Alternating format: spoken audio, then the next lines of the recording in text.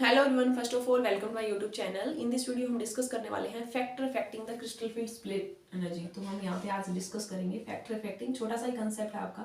कुछ स्टूडेंट्स ने बोला था मैं फैक्टर अफेक्टिंग वाला एक बार फिर से रिवाइज करवा दीजिए।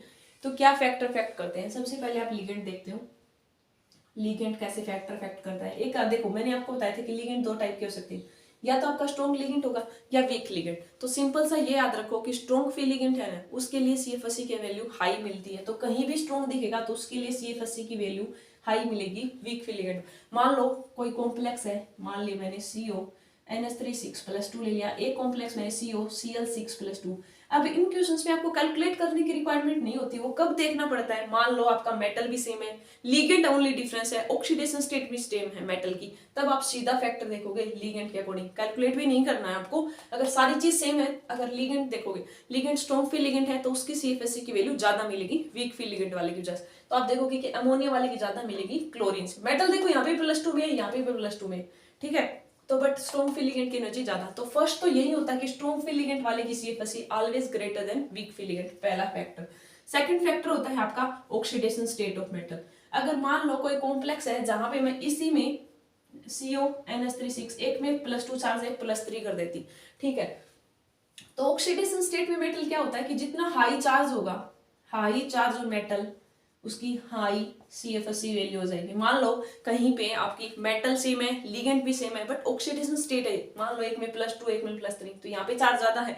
तो जितनी वैल्यू चार्ज की ज्यादा होगी उतनी ही सीएफएससी इंक्रीज हो जाती है। तो सिंपल सा फैक्टर रखो माइंड में कि चार्ज की डायरेक्टली प्रोपोर्शनल, जितना ज्यादा चार्ज होगा उतनी सीएफएससी इंक्रीज हो जाएगी। तो हमने देख लिया लिगेंड का, देख लिया स्ट्रॉन्ग फी लिगेंड है, वीक फी लिगेंड, मतलब नेचर ऑफ लिगेंड कैसा है उस पर डिपेंड करके अपनी सीएफएससी।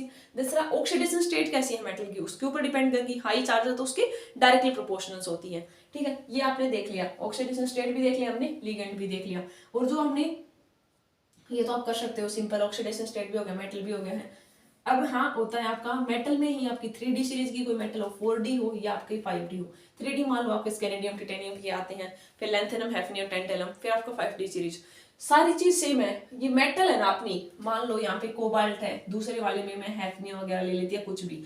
लिगेंड अगर आपका सेम है, ऑक्सीडेशन स्टेट सेम है, अगर आपको मेटल पता चल रहा है एक 3D है, एक 4D है, 5D है, तो सिंपल सा फैक्ट रखो कि 3D से 4D 5D नीचे की तरफ आते हो तो सीएफएससी इंक्रीज होती है। मतलब 5D वाले की सबसे ज्यादा, फिर 4D के लिए, देन आपकी 3D के लिए। तो सिंपल सा फैक्टर है कि आपका जो 3D से 4D जाओगे 5D जाओगे तो सीएफएससी की वैल्यू इंक्रीज हो जाती है। तो ये थर्ड फैक्टर होता है। और फोर्थ तो रिलेशन होता है जो आपको पता है, डेल्टी होता है 4/9 आपका डेल्टा नोट के, जो आपकी वैल्यूज हम निकालते हैं। तो ये तो रिलेशन हमने, तो मेन 3 मेजर फैक्टर है। यहाँ से आपके मोस्टली क्वेश्चन, कई बार आपको चेक ही नहीं करना, निकालना ही नहीं पड़ता, सीधा इन 3 फैक्टर से भी क्वेश्चन हो जाते हैं। जो अरेंज आता है ना, अरेंज है, आप IIT JEE वगैरह के एग्जाम दोगे तो वहाँ पे तो इंक्रीजिंग ऑर्डर में कर रहा है, डिक्रीजिंग।